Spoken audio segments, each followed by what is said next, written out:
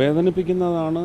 അതിൽ അലംഭാവമുണ്ടായി എന്ന് ഉച്ചയ്ക്ക് എന്നോട് പറഞ്ഞപ്പോഴും ഞാൻ അതിനെ സംബന്ധിച്ച് എന്താണ് ഒരു ചേരിതിരിവും ഉണ്ടാകരുത് എന്ന് വിചാരിച്ച്, അങ്ങനെ ഉണ്ടെങ്കിൽ അത് കേരള സർക്കാരിൻ്റെ അധീനതയിലുള്ള ഒരു വിഷയമാണ്, അവരത് അന്വേഷിക്കട്ടെ എന്ന് മാത്രമാണ് പറഞ്ഞു. പക്ഷേ അലംഭാവത്തെ സംബന്ധിച്ച് ഇന്നലെ രാത്രിയൊക്കെ ആകുമ്പോഴേക്കും പുതിയ കഥകളൊക്കെയാണ് വരുന്നത്.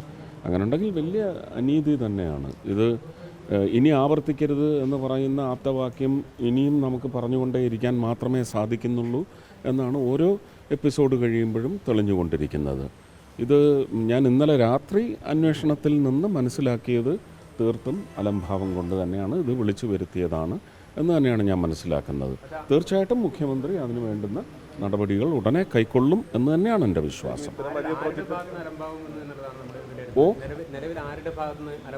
അതൊക്കെ കൃത്യമായിട്ട് സർക്കാരിനറിയാം, സർക്കാർ പറയട്ടെ.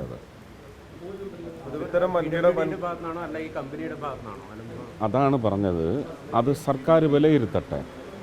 ഞാൻ അതിൻ്റെ ഭാഗവാക്കല്ലല്ലോ. ഞാൻ എന്തിനാണ് ഈ ഉണ്ടയില്ല വെടി പൊട്ടിക്കുന്നത്? എന്തിനാണ്? അത് മുഖ്യമന്ത്രി പറയട്ടെ. മുഖ്യമന്ത്രി ഉത്തരവാദിത്വത്തോടെ അത് കണ്ടെത്തി അതിന് മറുപടി നൽകും. അത് അദ്ദേഹം പറയട്ടെ. വലിയ പ്രൊജക്ടുകളൊക്കെ നടക്കുമ്പോൾ കൃത്യമായ അതിന്റെ റിവ്യൂ ഒക്കെ നടത്തേണ്ടതല്ലേ സർക്കാർ? മിനിസ്റ്റർ പറയുന്നത് തങ്ങളുടെ അധീനതയിലല്ല, അങ്ങോട്ടും ഇങ്ങോട്ടും പരസ്പരം കൈവാരി. അയ്യോ, അതാണോ ഇല്ലയോ എന്നുള്ളത് മുഖ്യമന്ത്രി പറയട്ടെ. ഒരു മുഖ്യമന്ത്രിയാണിത് തുടങ്ങി വെച്ചത്, പൂർവ്വ മുഖ്യമന്ത്രിയാണിത് തുടങ്ങി വെച്ചത്. അപ്പോൾ ഇപ്പോഴത്തെ നിലവിലുള്ള മുഖ്യമന്ത്രി അതിന് മറുപടി പറയട്ടെ.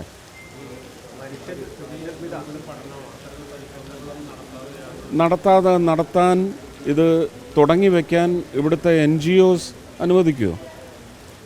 പ്രകൃതി സ്നേഹികൾ അനുവദിക്കുമോ? അവരും അനുവദിച്ചോ? ഇതൊക്കെ ചോദ്യങ്ങളല്ലേ. ഇതൊന്നും എന്താണ് തൊലിപ്പുറ ചോദ്യങ്ങളല്ലല്ലോ, ആഴത്തിലുള്ള ചോദ്യങ്ങളല്ലേ. അപ്പോൾ അതിനൊക്കെ ഉത്തരം കണ്ടെത്തട്ടെ അല്ലേ. ഞാൻ ഇന്നലെ പറഞ്ഞു, കോഓപ്പറേറ്റീവ് ഫെഡറലിസം എന്ന് പറയുന്ന സ്ട്രക്ചർ ഇൻടാക്റ്റ് ആയിരിക്കണം. അതിനെ ചോദ്യം ചെയ്യുന്ന തരത്തിലുള്ള ഒരു കാര്യവും ഞാൻ പറയില്ല. മുഖ്യമന്ത്രി പറയട്ടെ. മുഖ്യമന്ത്രിയല്ലേ അതിൻ്റെ ഇത് നടക്കുന്നത്. കേരളത്തിലുമാണ്, വയനാട്ടിലുമാണ് അല്ലേ. വയനാടിൻ്റെ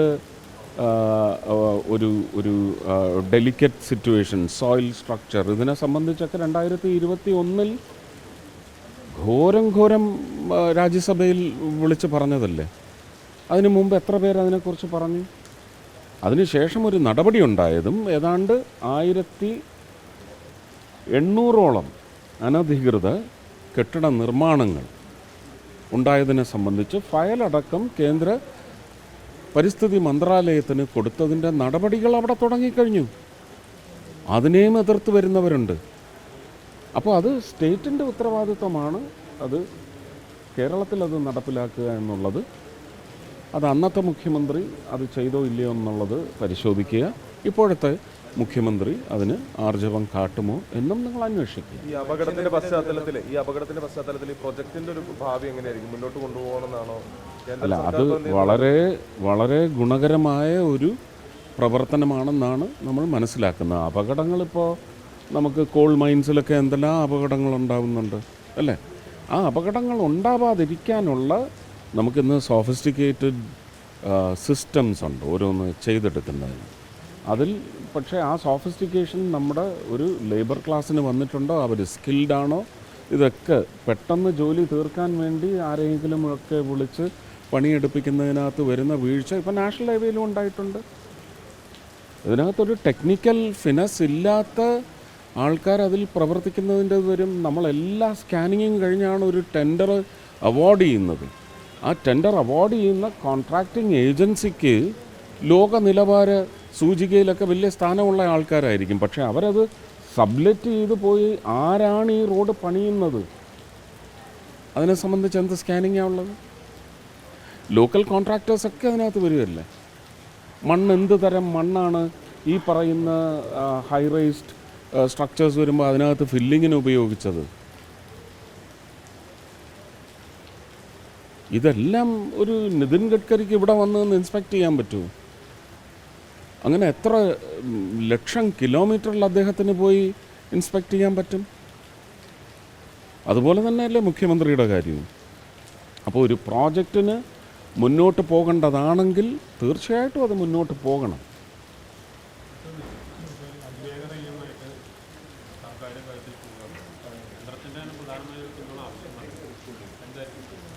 അല്ല, അതിൻ്റെ ഇൻവെസ്റ്റ്മെൻറ്റും ഫീസിബിലിറ്റിയും പിന്നെ കേരളത്തിൻ്റെ പ്രത്യേക എൻവയൺമെൻറ്റൽ പരിസ്ഥിതി പ്രതലത്തിൻ്റെ ഒരുപാട് വീക്ക്നെസ്സുകളുണ്ട് നമുക്ക് മണ്ണിന്, അല്ലേ?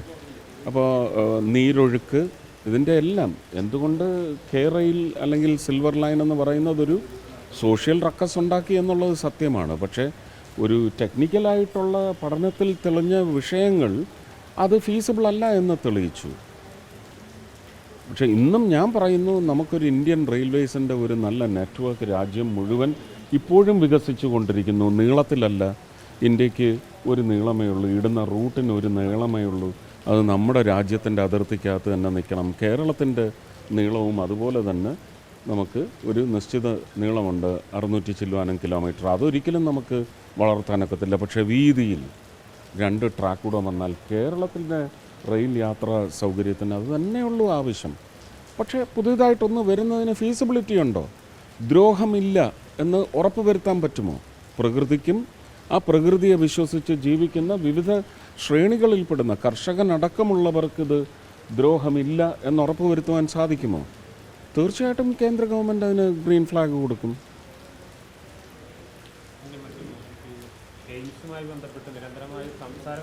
അയ്യോ, എനിക്ക് സംസാരിച്ചു മതി. അതായത് ഞാൻ കഴിഞ്ഞ പ്രാവശ്യം നിങ്ങളുടെ മുമ്പിൽ നിന്ന് സംസാരിച്ചപ്പോൾ ഞാൻ പറഞ്ഞു, മുരളിച്ചേട്ടൻ വളരെ സെൻസിബിളായിട്ട് സംസാരിച്ചു, 5 ജില്ലകളിൽ ഇതിന് ഇടം കണ്ട് എത്തിക്കൊടുക്കാമെന്ന് പറഞ്ഞു. പക്ഷേ അദ്ദേഹം പറഞ്ഞതല്ല എന്നാണ് പറയുന്നത്. ലിസ്റ്റ് വന്നപ്പോൾ തൃശ്ശൂർ മാത്രം ഒഴിവാക്കി 4 ജില്ലകൾ വന്നു. അതിൽ ആലപ്പുഴ വന്നു എന്നുള്ളത് നല്ലത് തന്നെ. ആലപ്പുഴ എന്ന് പറയുന്നത് എൻ്റെ 2014 നിലപാടാണ് എന്ന് ഞാൻ വ്യക്തമായി പറഞ്ഞു. പക്ഷേ 2024 ഇവിടെ നിന്ന് ജയിപ്പിച്ച് വിട്ട ഒരു MP എന്ന നിലയ്ക്ക് എനിക്കിപ്പോൾ നിലപാട് മാറ്റമല്ല. കേരളത്തിനിത് വേണം. അത് ആലപ്പുഴയായാലും തൃശ്ശൂരായാലും യോഗ്യം തന്നെയാണ്. തൃശ്ശൂരിനിപ്പോൾ കുറച്ച് അവകാശം കൂടുതലുണ്ടാവും. അത് പ്രധാനമന്ത്രിയുടെ ഉത്തരവാദിത്വമാണ്. തൃശ്ശൂർക്കാർ അദ്ദേഹത്തെ സ്നേഹിച്ചെങ്കിൽ തിരിച്ച് അദ്ദേഹം എന്ത് പാരിതോഷികമാണ് നൽകേണ്ടതെന്ന് അദ്ദേഹത്തിന് തീരുമാനിക്കാം. 4 ജില്ല അതെ, തന്നില്ല. തരും എന്ന് ഇവിടുത്തെ പത്രങ്ങളിൽ കണ്ടുള്ള അറിവേ ഉള്ളൂ എനിക്ക്. ഇത് ഇത്രയേ ഉള്ളൂ. തൃശ്ശൂർ ഇത് വരുന്നത് കൊണ്ട്, അതും പീച്ചി ആ ഭാഗത്ത് ഇപ്പം 300 ചില്ലുവാനും ഏക്കർ കേരളത്തിൻ്റെ ഗവൺമെൻറ്റിൻ്റെ സ്വത്തല്ലല്ലോ എടുത്ത് സൂ ഉണ്ടാക്കിയതല്ലേ? ആണോ? വാങ്ങിയതല്ലേ? ഈ സൂ നിൽക്കുന്ന സ്ഥലം നമ്മുടെ എന്താണ് സുവോളജിക്കൽ പാർക്ക്, അത് വാങ്ങിയതല്ലേ? ആണോ? അതെ, വനം വകുപ്പിൻ്റെതും എടുക്കണമല്ലോ. അതുപോലെ ഏറ്റെടുത്ത് ഒരു 250 ഏക്കർ ഇതിന് നൽകിക്കൂടെ? അതുകൊണ്ട് ആ 250 ഏക്കറിൻ്റെ പെരിഫറിയിലുള്ളവരുടെ റിയൽ എസ്റ്റേറ്റ് വാല്യൂ എത്ര വർദ്ധിക്കും? നമുക്കതിൻ്റെ പേരിൽ എത്ര സ്കൂളുകൾ വരും, എത്ര ഫ്ലാറ്റുകൾ വരും? അപ്പോൾ നമ്മുടെ ഇവിടുത്തെ ഒരു പ്രൊഡക്ഷൻ എത്രമാത്രം കൂടും, ബൈയിങ് എത്ര കൂടും, ഇവിടുത്തെ ടാക്സ് കളക്ഷൻ എത്രമാത്രം നമ്മുടെ ടാക്സ് റിസർവിലേക്ക് കരുത്ത് പകരും? അതും കേരളത്തിന് തന്നെയല്ലേ ലഭിക്കുന്നത്. പിന്നെ കാസർഗോഡ് മുതൽ തിരുവനന്തപുരം വരെയുള്ളവർക്ക് ഓടിയെത്താവുന്ന ഒരു centrally located district or city or town or peripheral villages surrounding that city. എത്രയുണ്ട്? പാലക്കാടും കോയമ്പത്തൂരിനും അത് ഗുണമുണ്ടാക്കും. അവിനാശി, തിരുപ്പൂർ, ആ പ്രദേശങ്ങളിലുള്ള പൊള്ളാച്ചി, പളനിയിലുള്ളവർക്കൊക്കെ ഇത് വലിയ സൗകര്യമാണ്. അല്ല, അത് ഞാൻ പറയാൻ പാടില്ലല്ലോ. പക്ഷേ അതിനുവേണ്ടിയേ ഞാൻ അവിടെ പണിയെടുക്കൂ. അതെൻ്റെ ജോലിയല്ലേ.